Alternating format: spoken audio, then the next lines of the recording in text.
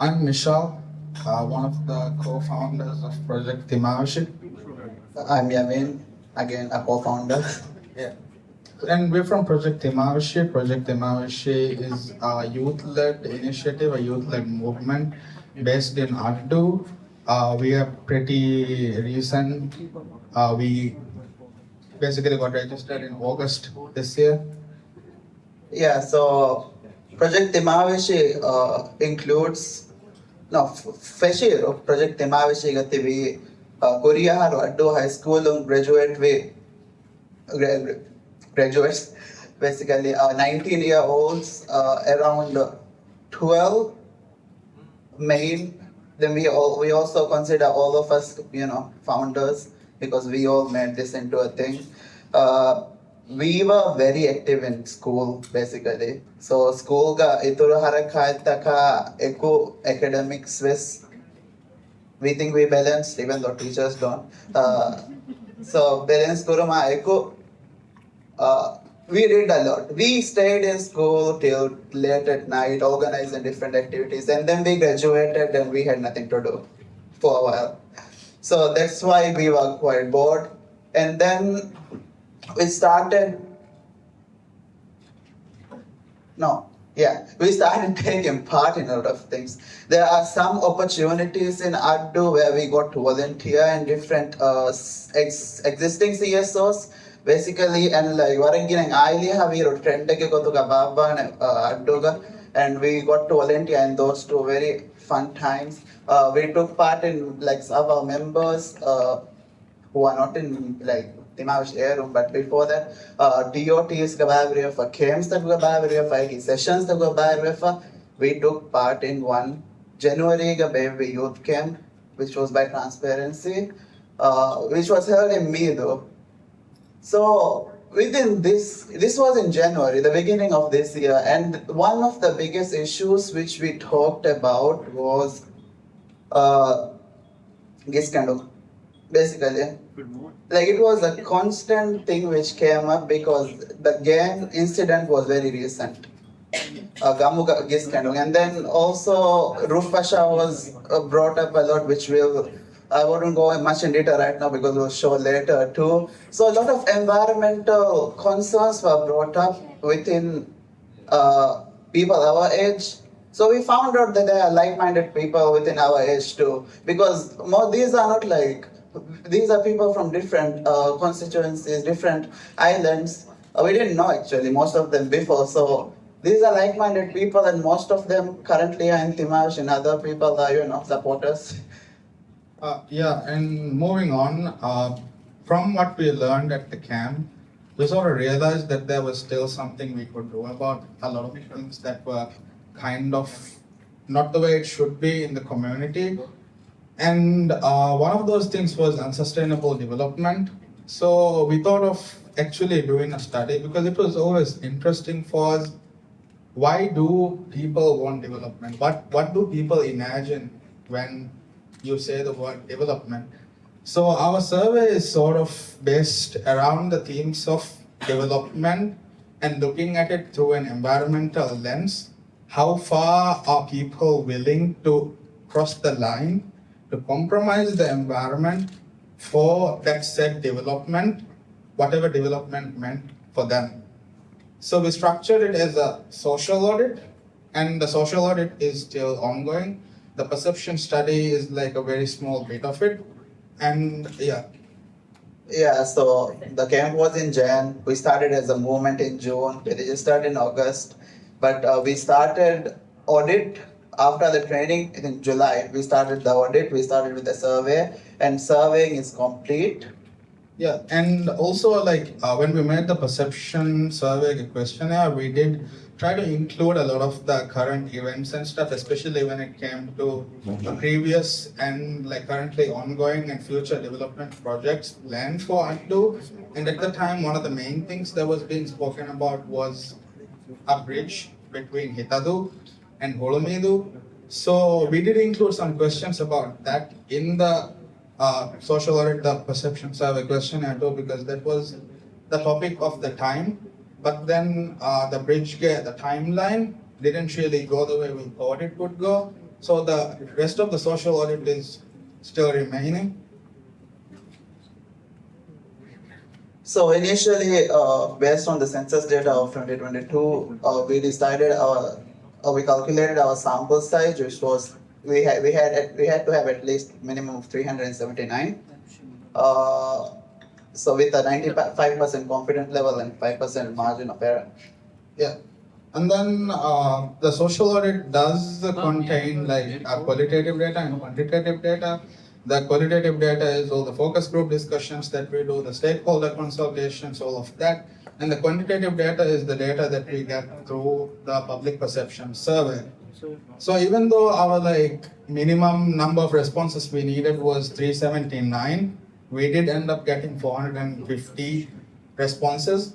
And this is the breakdown of the responses per like the island or I guess district of Addu.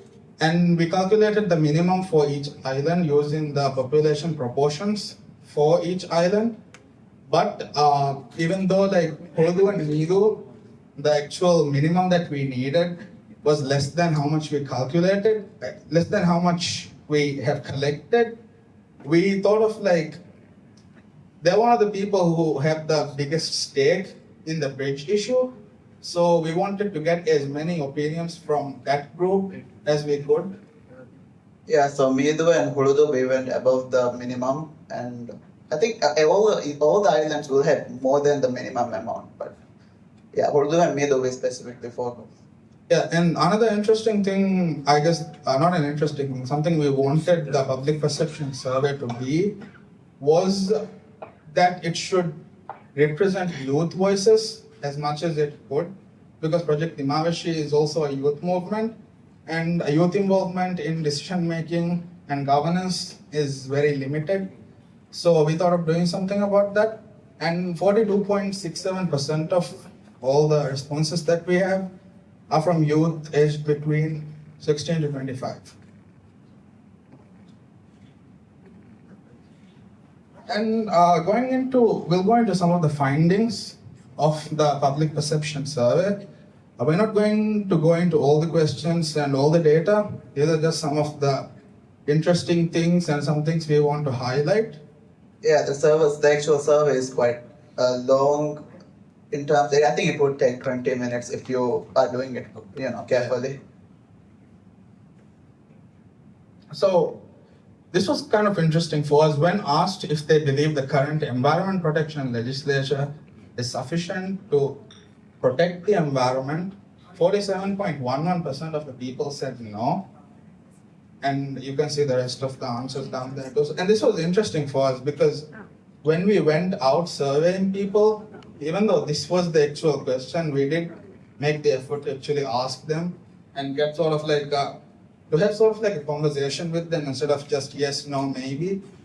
And one of the things we identified was that when we asked them like, do we need better environmental legislature, there was like a divide. One group said yes, and their argument was that the existing legislature right now, it doesn't outline the consequences, the penalties for, I guess, environmental destruction and stuff like that. That was the argument of that group. The group who said we don't need better environmental legislature said that it's an issue with the implementation, that even though the legislature exists and they report it to the police or relevant authorities, it's not taken seriously, and that is an issue with the implementation and not so much an issue of the legislature not existing. Yeah, so before this we even asked a very general question whether people were aware if environmental legislature existed. And most of it, I think we don't have the data here. We don't have it, but when we publish it, we'll have it. Majority of the youth said no. That they didn't know any of the legislature existed, and personally speaking, before this year, I didn't even know it. I didn't know. Yeah, and I think that's a good point to segue into our next question, which was when asked if they believe the education system and responsible ministries do enough to educate the public unimportant environmental legislation, 61.78% of the people disagreed. They said no, the ministries and the education system, they don't do enough. And even in this, in some of the focus group discussions that we had with students, and another one we had with women-led NGOs in Addu, it was highlighted that the education system is very academically focused, and that students are not allowed to very much think outside the bounds of the curriculum. And even though there exists a key competency goal using sustainable practices in the national curriculum, it's not very well put into effect within the classrooms. And that was something that was highlighted by the students when we had the focus groups. And it's also really hard for CSOs and different institutions to engage with students on these kinds of issues too. Even like stuff like awareness, it's very hard for CSOs to engage with them because of strict ministry regulations and whatnot. Yeah, when you go above a specific grade, the curriculum with the key competencies was, I think, introduced when we were studying in grade 6. So like it's kind of new. You might not see the actual results now, but still like the school system becomes, in Addu, speaking with experience, it becomes so academically focused. It's just that which even teachers focus on, not even they don't even let students sometimes take part in extracurricular. So like letting out of syllabus terminologies and important things, letting them know is not a priority. Yeah. So which kind of might explain about what Mike said about not knowing civics. How would we know civics if like basic environmental terminologies and concepts are not known? Yeah. And the next question is kind of an interesting one for me. When asked if they believe Male should be the standard for development in Addu and other islands across the rest of Maldives, 62.45% of the people disagreed, and another 14.98% of the people did not have an opinion. So it's kind of interesting that very few people think Male should be the standard for development. But when we go to the next few questions, that opinion kind of seems off. And you'll see what I mean. When asked if significant concrete development is a clear indicator of development in a city, 48.67% of people agreed. And this is also another interesting thing. Why do they think that? Short answer, the British. No, for real. Like. Yeah, I would like to bring up our qualitative data here, right? Yeah. So in one of the focus group discussions with the women-led NGOs, one thing which I would quote right now, they said, one of the women representatives, she said how development is not seen currently. We asked what like the state of development is in Addu, right? So development is not seen currently, but it was seen when the Brits were here, like our parents, as in like her parents. She was in her 40s. Her parents saw it and she wasn't even fortunate enough to see it, and she and ourselves, our generation also saw the ruins of it. Basically like gain. Yeah. And the idea of this concrete development is very much ingrained into Addu society. We feel because the British, all of a sudden, even though there was a lot of displacement and whatnot happening, they did build them the houses, they did build them schools, they did build healthcare, they were in jobs, there was trade happening, all of that was happening, and that happened in such a short time frame that idea got ingrained into the whole system, that this is what development is. We're building houses, we're building schools, we're building hospitals, we're building buildings. That's the idea of development. So the reason why 48.67% of the people we surveyed think that concrete development is a significant indicator of development in a city. Short answer, the British. So for anyone who is not familiar with the geography of Addu, we thought of including this map. This is Hitadu, Maradu, Fedu, and Gan. All of these islands on the western side are connected. Then there's Hulumidu, which is Huludu and Midu, all the way on that side. And it is, I guess, very disconnected from the rest of the islands, and that will, I guess, that's represented in the responses we got to some of the questions we'll show you next. I believe the people of Addu have access to a well-established healthcare system. And this is important here, the phrasing. I believe the people of Addu, not I believe I have access. I believe the people of Addu as a whole have access to a well-established healthcare system, and 62% of the people said no, Addu doesn't have a well-established healthcare system. But is that really true?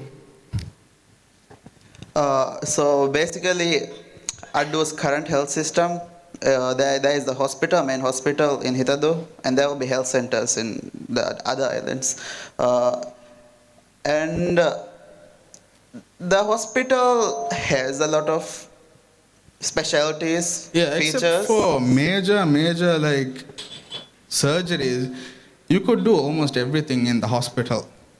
But then this is what I meant by, even though people disagree to the fact that they don't want Malé to be the standard for development, even though we have all these facilities in Addu, them saying, 62% of the people saying Addu doesn't have a well-established healthcare system suggests that they want to go to that IGMH level. They don't care about what they have, they care about what they don't have. And they want to go to that IGMH Malé level. So Malé is, whether they agree or not in their minds, the standard for development. Same question about having access to a well-established healthcare system, keeping in mind this map. When we asked the same question from the people of Hulumidu, 80.48% of the people said, no, we don't have access to a well-established healthcare system because Hulumidu is all the way over there and the hospital is here. Yeah, travel is the biggest issue. The disconnect, basically. Yeah. And then another question is, I believe the people of Addu have access to good employment opportunities. Trust me, no. And this is represented in the statistics too. 72.45% of the people agreed, and out of the 192 youth, that is people aged between 16 to 25, out of the 192 youth we surveyed, 122 of them also disagreed. And this is a huge issue in Addu right now, the lack of jobs for, I guess, youth coming right out of school. It's one of the major issues. Yeah, most of our friends came to Malé right after school because they got jobs here. Yeah. And we had to be, most of us were unemployed for a long time too. Yeah, and then bring to mind the question again. I believe Malé should be the standard for development because this is also development. Having jobs. Moving on. Moving on to some of the environmental bits here. 88.67% of the people we surveyed were in favor of carrying out development projects in a way that does not negatively impact the environment. Yeah, there are some people from this, you might wonder, some people don't care about the environment. Question mark? That's not it actually. They had their reasons.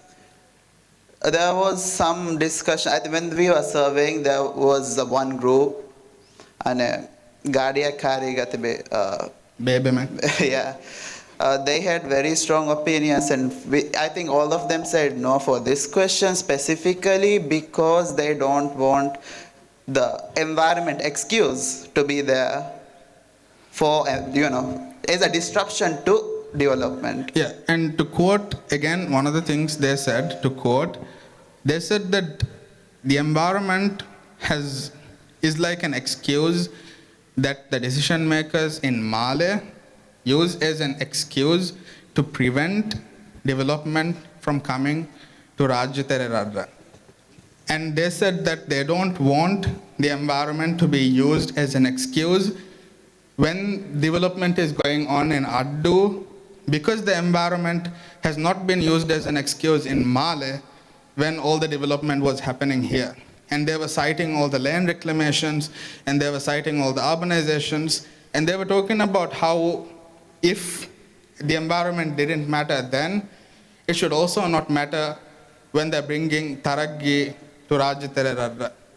Yeah, I think this is similar to what was said to Maid. Yeah. Like, like you were asked about where you are from, right? Like, kive hai male mi hung addu ke tarah gya me denga aisa. It's commonly, like, I think talked about because environmental NGOs or like people who speak for environment are very less in Addu itself. Yeah, and then another question that says, I believe the public is sufficiently engaged in discussions about development projects. A whopping 61.11% of the people said no, the public are not engaged in discussions about development projects. And to highlight some of these instances in which I guess public consultation wasn't done and the public wasn't engaged in development projects, we'll take you through a history of environmental mismanagement in Addu recently. Very recently. So this is one of the 7 protected sites in Addu. Before and after. Is it very clear? It's not clear, is it? It's not that clear, but this is within the boundary of a protected site, and this was happening without any consultation, without the public even being informed about it. So that's one instance, and this is very recent. This was last month. Yeah, no permit was issued also by relevant authorities. Yeah, and EPA is currently investigating it. Yeah, this is that area.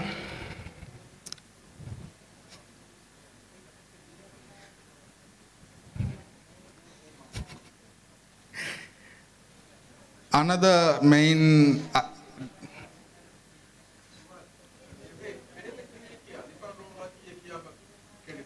Yes. yes. That Alifan drone was only given as a reason that time.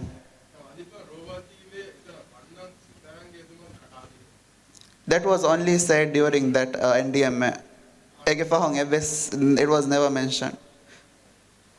This was initially what was being talked about in the community. Veliyada level ko fehelekale vyaparitaka vikkala rangalave. And yeah, another thing, Ravvashay bandareda yemmenna gotiduwege me hushwekama halluve. Again, very recent, a few weeks back in Fedu, this was happening. Major excessive like pruning of trees. Most of them were mango, most of them had flowered, and no public consultation was done, no information was given. No one knew this was happening, and then it happened, and people were upset. People were asking them not to make it happen, at least wait until the mangoes were ripe and could be picked. But no, that didn't happen. And then there's the famous Ruffasha, which is no longer a Ruffasha. It was a Kaduru Ruffasha, and also no longer a Kaduru Ruffasha. Now it's a Bokifasha. Yeah. This used to be a landmark of Addu. Like if you search Addu city on Google, this will be the first pic. The actual previous picture would be the first thing you would see. Yeah, and this was.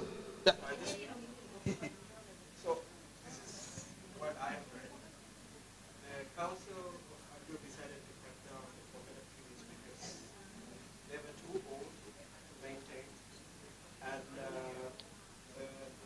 coconuts were being dropped down.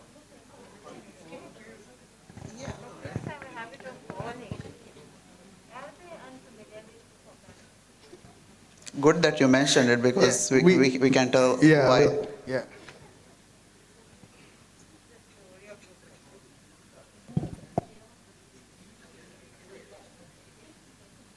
Anyways, I just want Oh yeah. So I'll. So what happened was one day, people of Addu woke up and then didn't find the roof fascia. It was gone. Someone stole it. Yeah, it disappeared. Over one night. Yeah, yeah. So afterwards, I think during the afternoon, there was reasons put out to why it was done, and it was the reasons you mentioned just now. The palms were old and were a safety issue. yeah, the vehicles were being damaged. But the thing was, I heard specifically the mayor's car was damaged, and I didn't like it. so yeah, so that was the reason. Supposedly it was done without any knowledge or consultation of the public, but it was already being. The issue was being addressed. Yeah, the issue was being addressed by a local environmental NGO, like a group of wonderful ladies. They took the initiative and they collaborated with the council to actually start growing new ones to replace them, and they had gone halfway. They had gone halfway and they asked the council whether they should, finish the whole thing, basically go all the way. The council said no. They had other plans, and one night when they woke up, the actual, the old coconut palms, and the ones the one team of wonderful ladies planted, all of it was gone. And a justification was only given after people went to social media and put out a lot of pictures of before and after and stuff like that. And then after the roof fascia was basically taken away, Kadururu date palms were planted in that same area, and across the rest of Addu, 300 date palms were imported, each at a cost of 6,264 rupiah per palm, costing a total of, if I remember the value right, 1,879,200 rupiah.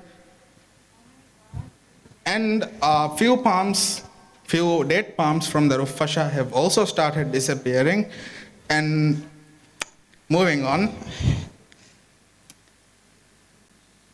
that brings us to whether people believe Taraggiga Mashruta in Addu, whether it was in the past or the present, are sustainable and well designed. And 58.22% of the people said no, they are not sustainable and they are not well designed. And we have a few examples. One was the decision to convert the Addu Equatorial Convention Center to the Addu Equatorial Hospital.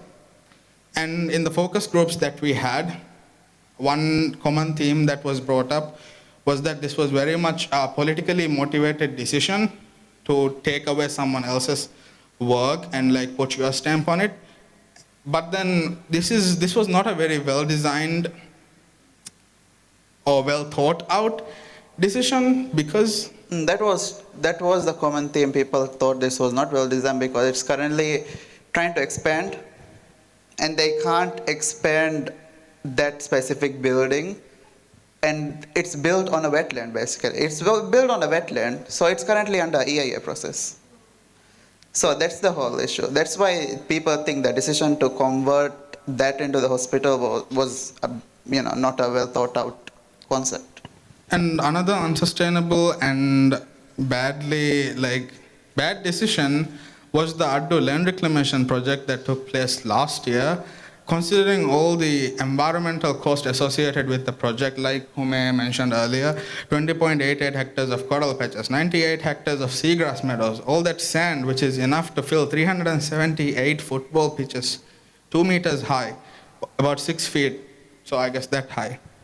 And considering all the environmental costs, this was not a good decision.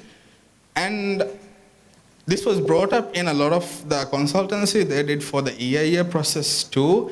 This was something that the council even brought up, saying that it wasn't a really good idea. Council had some reservations too. Yeah, and the resorts that already existed in Addu, they said that it was not a good idea to reclaim all these land for resorts when the resorts that were already existing in the island were not functioning and never filled to capacity. And they also mentioned that the tourism NGOs in Addu had not been consulted prior to planning out any of these concepts. And in public consultation that they did in Hitadu, they also mentioned that the public should have been consulted prior to drawing all these concepts and finalizing them so that they could have better represented the community needs.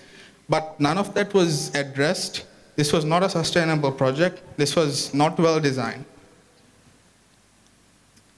Yeah, speaking of, all of this was in the EIA report. So did anyone read the EIA report? The EIA report would also include actually Maradu, the residents of Maradu. They drew out their own, like the way they wanted it to be, like sketches, and it's also in the EIA report. So like lots of residents for this one. And there was a petition. There was a petition too. This is how we want, if you're going to reclaim it, this is how we want the reclamation to be. And that too, like, I think one of the answers given was it's too late now. So, yeah. 87.34% of the people we surveyed believed that the current EIA process does not achieve its purpose, or they were unsure whether it does achieve its purpose. And, yeah. With that, I wanted to give some background. We knew that many people would not be familiar with EIA. So we did give some background before we asked the question, so that they would know how to answer, basically, based on what they see. And like I mentioned before, the bridge was one of the main big projects that we did take a bit of a focus on, because that was the talk at the time. We did the surveying between late July and early October this year. And so moving on to the Hitadu-Hulumidu bridge, when asked if there was an immediate need for a bridge, 64.67% of the people said no, or they had no opinion. And we did also ask them the question, how would the bridge affect your life personally? Again, I want you to bring to mind that map that we showed before, because the answers that we got for this question is very specific for the different regions of Addu. Yeah, the residents of the connected islands had mostly, it's easier to travel, basically, on land. That kind of stuff. Yeah, but the residents of Hulumidu, they had much greater, much serious things to say about healthcare. It's easy, accessible healthcare, better income opportunities, higher education. Yeah. And when we asked them if there were more immediate community needs that could be addressed with the funds allocated for the bridge, 76.67% of the people said yes, there are more immediate community needs to be addressed than building a bridge. And some of the things that came up was creating better employment opportunities. And again, the hospital was brought up, making it, I guess, better, more services. Yeah, investing in healthcare. Yeah. And then when we asked them if they believed the project is being handled transparently by the government, 61.33% of the people said no. And when asked if the development of Hulumidu, again, bringing to mind the map, when asked if the development of Hulumidu separately from the rest of the city will reduce the necessity for the bridge, 47.78% of the people said yes. And this was brought up a lot in the focus group discussions and stakeholder consultations that we did in Hulumidu. And they said that the current, incentive for them to travel to the connected islands was healthcare, was education and things like that. So if those services could be better developed in Hulumidu, there's no need for a bridge. Yeah, there were a great deal of examples given about how pharmacies run out of basic medicines, Yeah. paracetamol even, in Hulumidu area. So this is when we asked this question to the entire 450 people.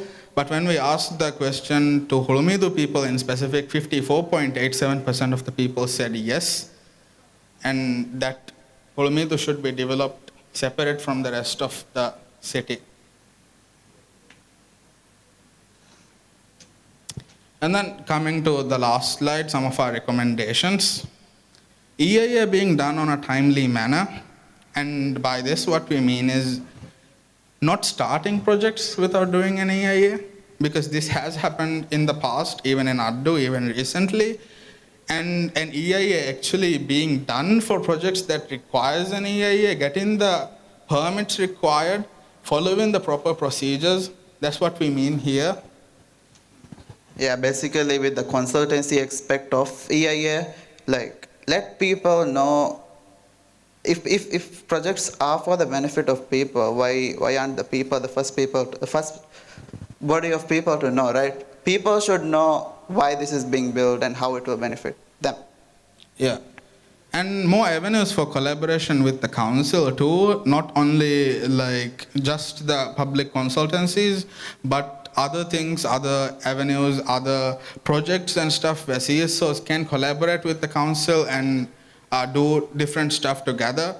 And the next point, communications being accessible to all demographics. And what we mean there is a lot of the time, even when, like, if you go to a Rayutunga Baddalum or if you go to a public consultancy and stuff, you don't tend to understand a lot of the things that they're talking about. If you show, I don't know, like the average person a map and say, this is the borough area, this is this, this is this, this is sedimentation, this is this, they're not going to understand, and essentially they're going home without really having put in any input because they don't know what they're being asked.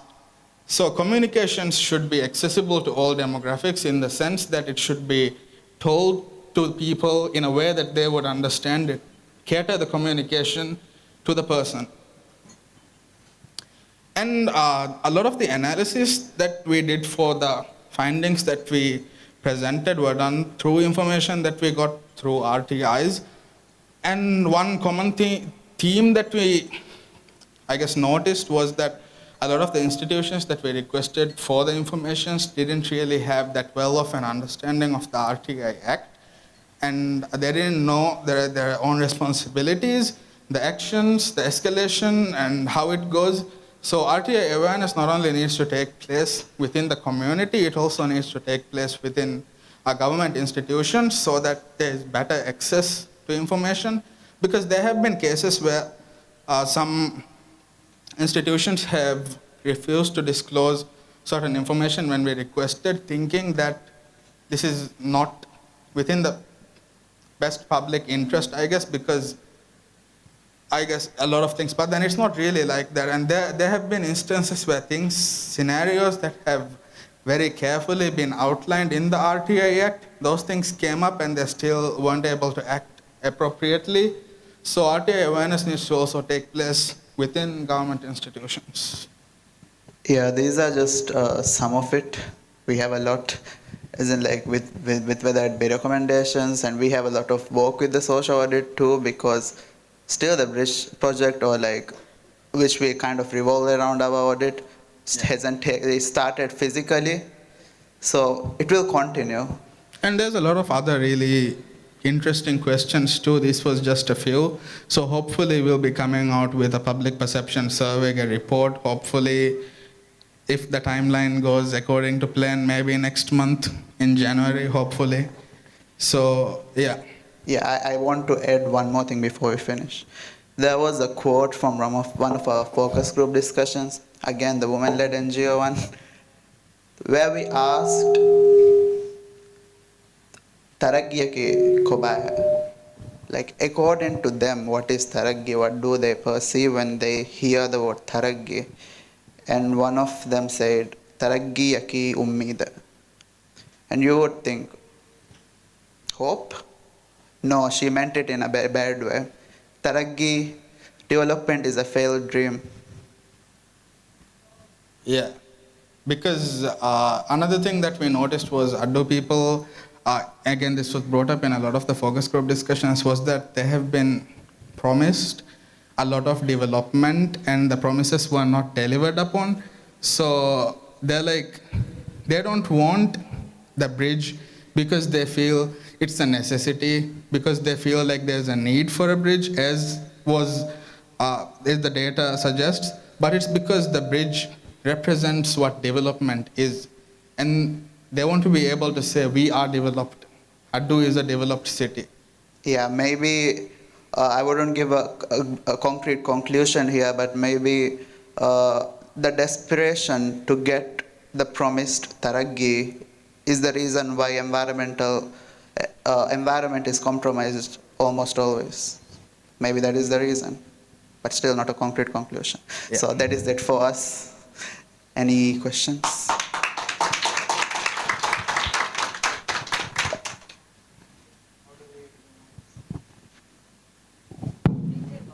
Me, concord for them. Oh.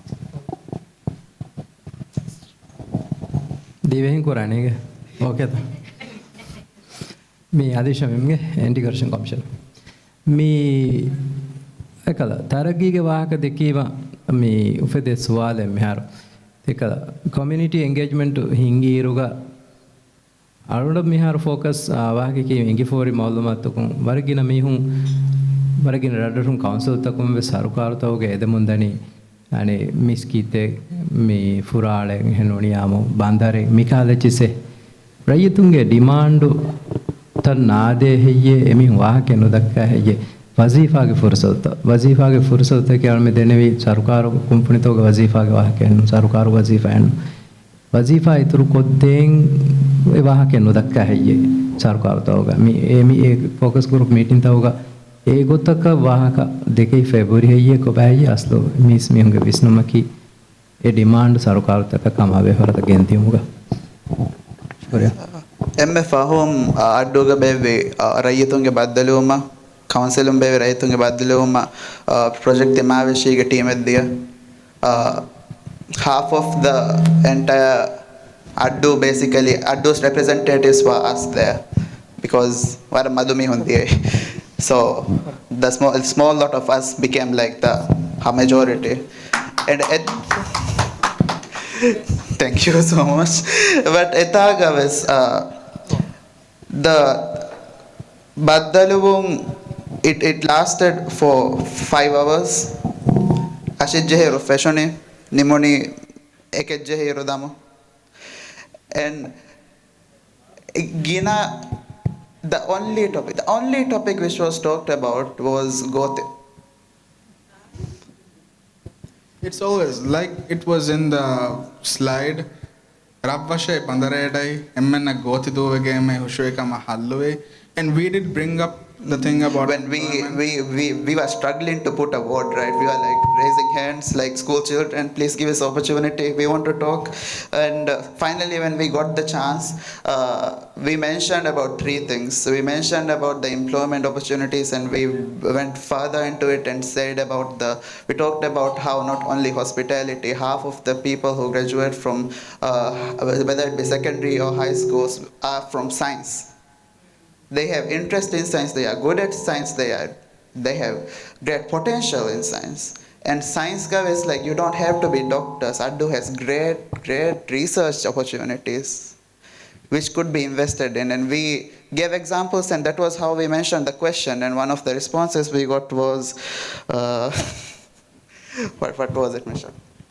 You have to create jobs was the response that we got. And I also want to highlight with that question, there is a question in the public perception survey about if you could ask for one thing from the government, what would it be? But we weren't able to properly fully analyze the question and group the responses. That's why we didn't include it. But there is a question like that and there's a lot of interesting answers there. Yeah, we now try to go with like when they open or when they give our invitation, there will be a small representative. A minimum one of us would be there to have some youth opinions put into the discussion. If Nanga is saying, that is a commendable job done right by and Project ThimaaVeshi. Then Almeng they have Satara and Aharu. Me, I think Shifu might know UNDP gehi terikama ekiga ACCing social audit as a project fashagging ege toolkit aka ege training kit programming ekko develop koffa. Me then Almeng eti rerun kuri TMI ekiga 2022 or 2023 ga. And then I think me the replicate vegen me har CSOs takung isna gagen tigotan yama inspire vegen timasakken itura kuriya genna kan ei hama wara rangala faha kurawunu kame. Then almeng ane miyan naharave seman social audit project iturang upscale kurma plan koffa man hitange rikobato e titimang me what were the lessons that you learned through this experience? Nuniyamu, what do you expect stakeholders to do for you to maybe improve Miharu Tigenda projects? One of the things was, again, talking about RTIs, the access to information could definitely be better. And I think this would be a good opportunity to mention that Addu City Council, and they do a really good job at providing the information, detailed breakdowns and everything, but we do have some difficulty in getting Misalakang Adduga media maybe 5-6 years terege hinga and development projects takuge meni waraka meni bayaka even that was really hard for us to get. Ikalakanta takuga definitely the stakeholders could improve upon that that access to information, that barrier. Yeah, also, I think throughout our audit process, miha hisabang ayro mabona difficulty ka ThimaaVeshi stakeholder consultations tabavang. Getting them to come, basically, that was the biggest issue. But I think Fahakang Aisa, it was all right. And also I would like to mention, because it was anti-corruption and TM, EKI, that audit kit was what we followed, basically, right? It was great opportunity, learning opportunity for our team. We had 12 of us in the social audit team, and I would say the amount of things they learned throughout serving the 450 people and throughout the focus group discussions, they are very knowledgeable, and they have developed so much social skills that they could talk to anyone at this point. Yeah. So basically a good youth development thing too, if other social audits include more youth.